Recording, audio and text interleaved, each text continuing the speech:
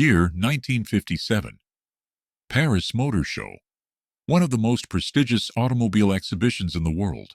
Visitors walked into glittering halls to admire the latest Ferraris, Citroëns, and Renaults. Stylish cars, elegant designs, the finesse of European engineering. But right in the middle of the exhibition, there was a problem. Something didn't fit inside. It was so massive that it couldn't enter the main building. A little-known company called Berliet had to construct a special pavilion outside, separate from the main hall. And when visitors stepped into that pavilion, they were left speechless. Berliet T100. Length, 50 feet. Height, 15 feet. Width, 16 feet. Weight, 50 tons. Payload capacity, 50 tons. Total, 100 tons. You can probably picture what kind of monster that was now. Each tire alone was 7.2 feet tall. Standing next to it, a grown man looked like a child. The engine, a Cummins V12 diesel, 7.8 gallons displacement, 600 horsepower, later upgraded to 700 horsepower. Let me put that into perspective. A modern supertruck produces around 400 to 500 horsepower. The Berliet T100 was producing 700 horsepower in 1957. I hope you now understand just how far ahead of its time it was. Yet today, almost no one remembers that giant. And I want to remind you of something. Under this video, you'll see a subscribe button, a small action with a big meaning. By pressing it, you're not only supporting the creation of more content like this, you're also becoming part of the very exchange we've been talking about, giving and receiving in harmony. Mid-1950s, the world was starving for oil. World War II was over. Europe was rebuilding. Cars, trucks, airplanes, everything needed oil. And the Middle East was the perfect place to supply it. But France faced a problem: energy independence. Buying oil from foreign powers was expensive. France wanted its own oil. And in 1956, geologists discovered something: oil, deep in southern Algeria, in the heart of the Sahara Desert, the Hassi Messaoud region, a dead desert, endless sand dunes, 122 degrees Fahrenheit temperatures, hundreds of miles away from France. But there was oil, a lot of oil. France was thrilled. Oil companies began preparing. Shell, Total, others. Everyone wanted to go to the Sahara. But there was one problem. How were they going to get there? The Sahara is one of the most brutal places on Earth. The sand is constantly moving. If there's a road today, it's gone tomorrow. The dunes advance like ocean waves. And oil drilling equipment? It's incredibly heavy. Drilling rigs, 20 to 30 tons, generators, 10 to 15 tons, pumps, pipes, tanks, dozens of tons more. They tried standard trucks. They sank into the sand. They tried heavy trucks. They sank even deeper. They tried building roads. The sand swallowed them. The oil companies were desperate. For a while, they even used camels. In the mid-20th century, they tried transporting oil equipment on camels. But camels couldn't carry 2-ton generators. There were billions of dollars worth of oil beneath the desert, but they couldn't reach it. A solution was needed, and the engineers at Berliet said, if you can't build a road, build a machine that doesn't need one. Berliet had been manufacturing vehicles since 1899. Cars, tanks, trucks. They built tanks during World War I, military trucks during World War II. By the 1950s, they were France's largest truck manufacturer. And in early 1957, oil companies made them an offer: build us a truck that can operate in the Sahara. Berliet engineers flew to Algeria. They observed the desert, studied the dunes, watched standard trucks sink, and a week later, they returned. The problem was simple: pressure. A normal truck, when heavy, concentrates its weight on a small contact area. That pressure compresses the sand, and the truck sinks. But a camel doesn't sink. Why? Because its feet are wide.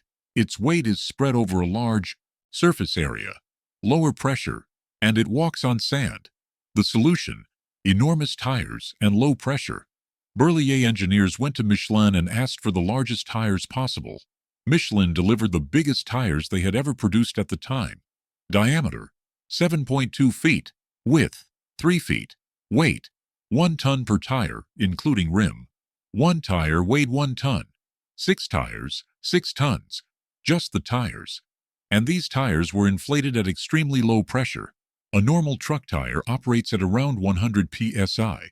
The Berliet T100's tires ran at just 20 to 30 psi. Why? Because lower pressure increases the tire's contact area. A larger contact area means lower ground pressure, and that means not sinking into sand, just like a camel's foot. Then came the engine. A normal truck engine produces 200 to 300 horsepower, but to move 100 tons you needed at least 600 horsepower. Berliet ordered a V12 diesel engine from Cummins. Displacement, 1,800 cubic inches. Cylinders, 12. V configuration. Power, 600. Horsepower, early versions. Later upgraded to 700 horsepower.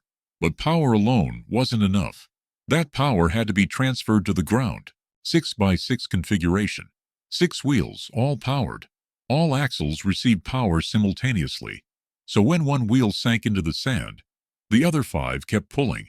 Steering, hydraulically assisted. But even the hydraulics required power. So much power that Berliet installed a separate small panhard engine, whose sole purpose was to turn the steering system. Brakes, 24-disc brakes, 4 discs per wheel. Aviation-grade, waterproof Messier brakes. Suspension, hydraulic shocks on the front axle, torsion bars and stabilizers on the rear axles. And the cabin? Air-conditioned. In 1957, in the desert, an air-conditioned truck cabin. When it was 50 degrees Celsius, 122 degrees Fahrenheit outside, it was 25 degrees Celsius, 77 degrees Fahrenheit inside. And all of this was designed and built in 9 months. 9 months, from scratch, to build the largest truck in the world. In October 1957, the first Berliet T100 was ready. After being unveiled at the Paris Motor Show, the Berliet T100 was sent for testing. Algeria, the Sahara, the Hassi Messaoud oil fields. The engineers held their breath. On paper, everything was perfect. The engine was started.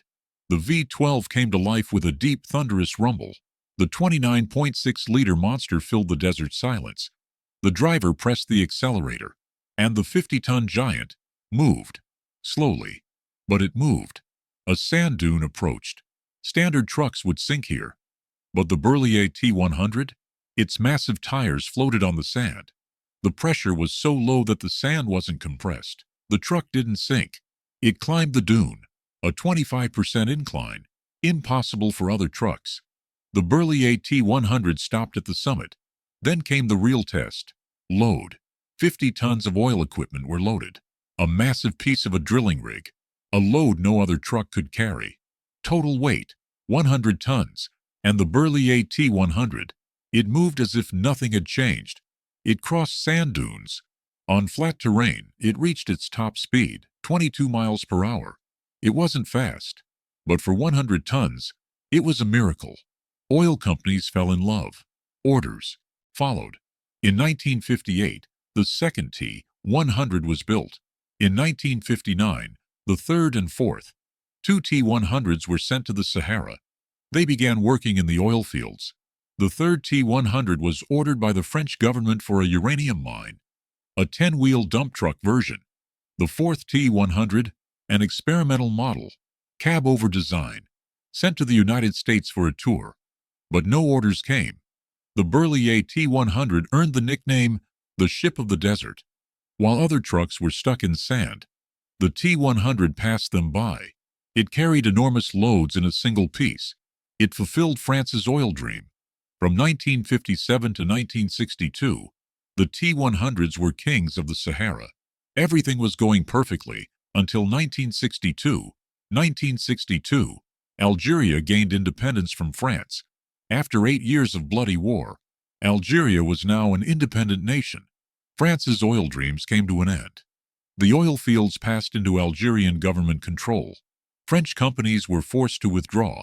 The Berliet T100s were left in the desert because bringing them back to France was impossible. In 1962, Berliet canceled the T100 project. Only 4 were ever built, and the project died.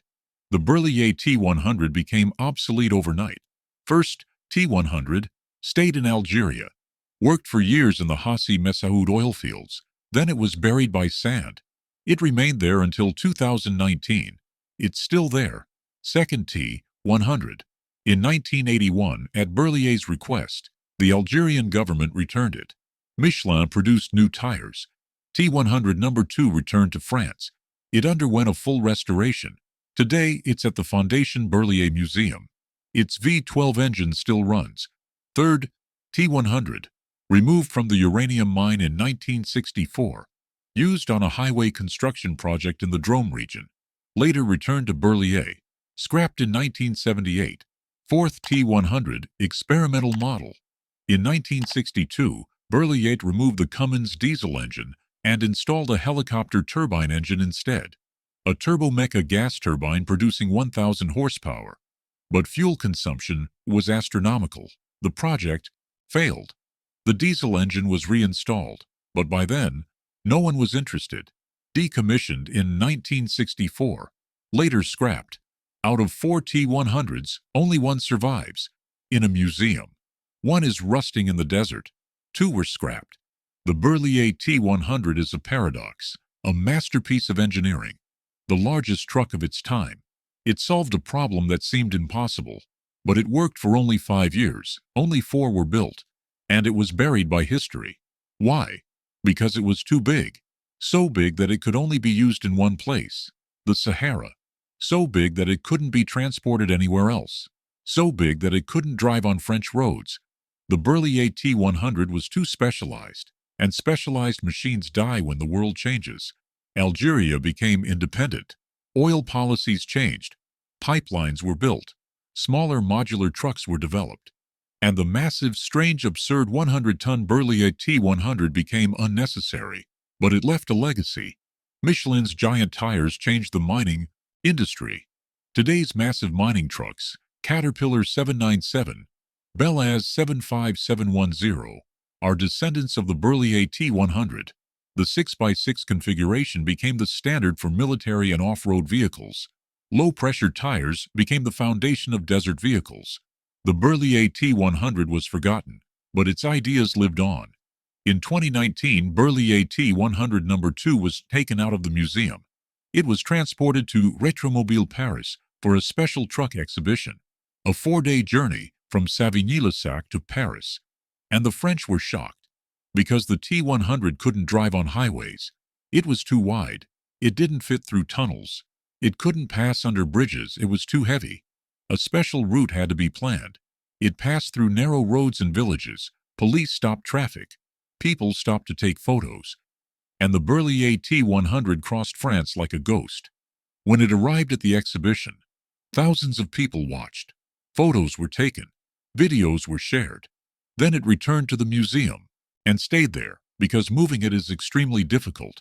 The Berliet T100 is too big, just like it was at birth, and that size is its curse. Somewhere in the Sahara today, in the Hassi Messaoud oil fields, there is a giant buried in sand. The Berliet T100, rusting, covered in sand. Its tires blown. Its engine silent. No one is coming to save it, because it's too big, too expensive, too far away, and slowly the sand is swallowing it. Once, it was the king of the Sahara, the ship of the desert, a miracle that cut through sand with 100 tons, that achieved the impossible. But the world changed. Algeria became independent. Oil politics shifted. Technology advanced. And the Berliet T100 was left behind.